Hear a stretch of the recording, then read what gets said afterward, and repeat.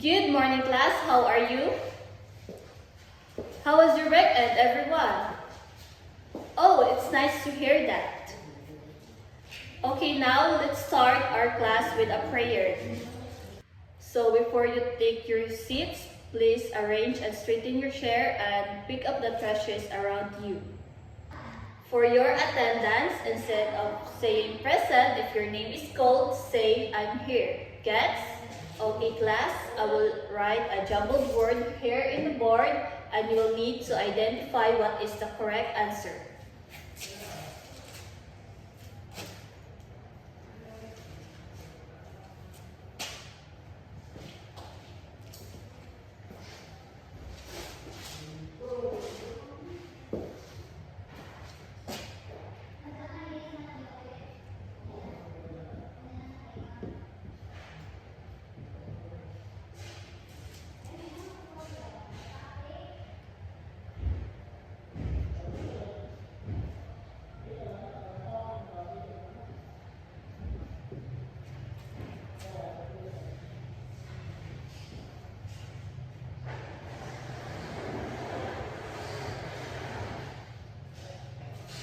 Okay, very good. All your answer is correct. So class, in your own thought, what are the elements of short story? Okay, let's see in our lesson for today if your answer is correct. So class, our lesson for today, elements of short story. First, this is the sequence of events in the story. Exposition, rising action, climax, falling action, resolution. Exposition, the beginning of introducing the characters, seeking and initial conflict, research, speak. Rising action events that build tension and move the story forward. Climax, the highest point of tension where the conflict is its part, its peak. Falling action, the events that follow the climax and lead the resolution. Resolution, the ending where the conflict is resolved and the story concludes. Second, characters are the people who populate the story. Protagonist, antagonist, supporting characters.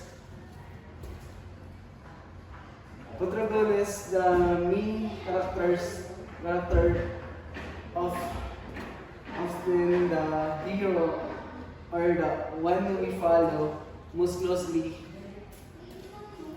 Antagonist, the character that opposes the protagonist. Supporting characters, other character who contribute to the story but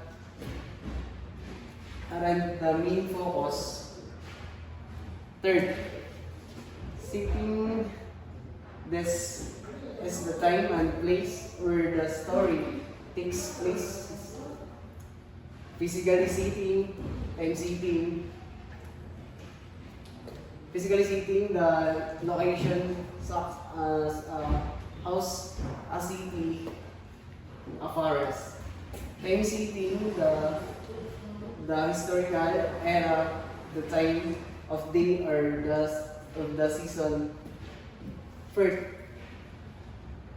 then, this is the main idea or messages the story conveys. Love and loss, good versus evil, hope and despair. Love and loss, the power of the pain, of grief, good versus evil, the struggle between night, right? Night and wrong, right and wrong. Hope and whisper the human capacity for but optimism and persimmons.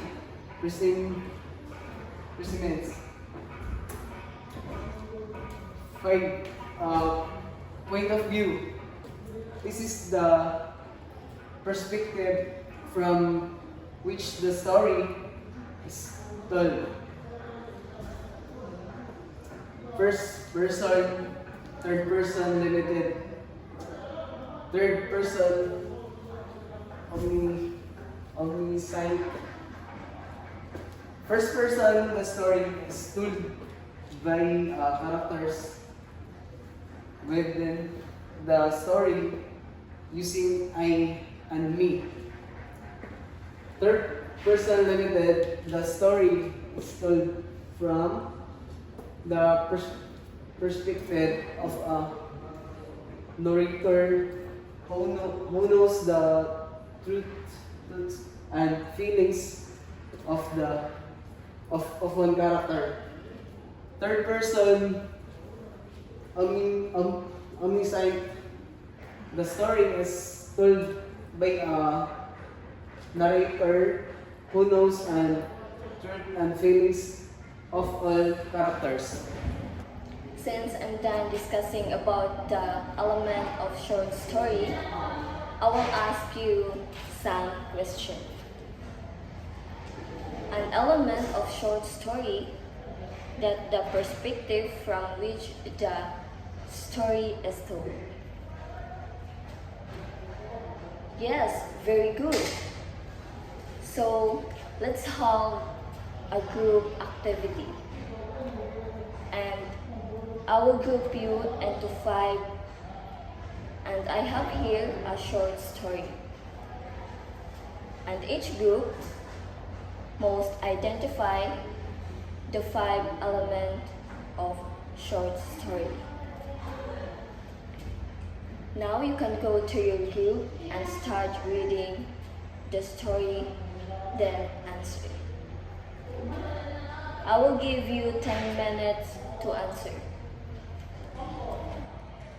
So, for your assignment, open your book on page 95 to 96 and answer it in your home.